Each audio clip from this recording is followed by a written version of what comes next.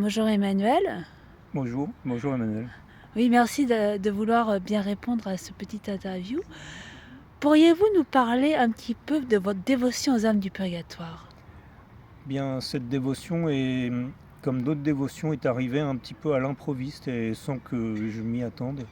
J'ai été attiré petit à petit et amené à prier pour les âmes du purgatoire dont j'ignorais il y a encore peu de temps l'existence. Mais ces âmes sont bien présentes, elles sont de plus en plus présentes. Enfin, elles m'apparaissent et j'ai maintenant vraiment une dévotion, un besoin, une appétence vis-à-vis de ces âmes.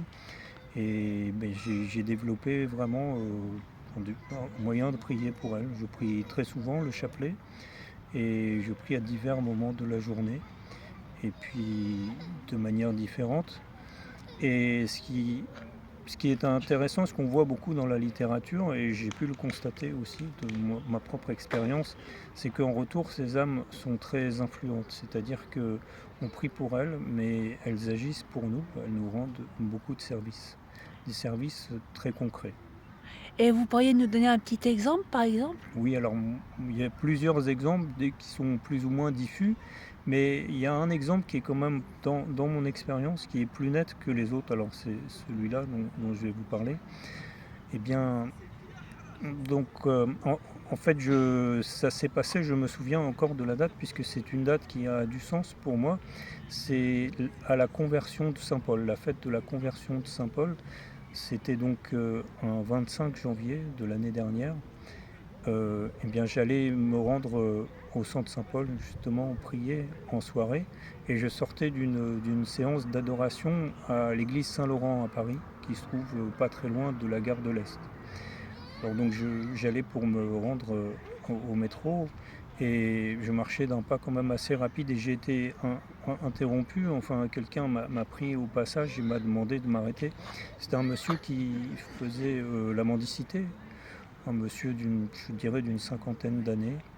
Et puis comme je donne souvent, j'allais lui donner, mais je ne savais pas exactement ce qu'il voulait, donc je lui ai demandé qu'est-ce qu'il voulait. Là, on a échangé un petit peu, et puis j'ai sorti mon porte-monnaie. Et il a vu que dans mon porte-monnaie, il y avait des chapelets, donc il était intéressé par ces chapelets. Je lui ai donné.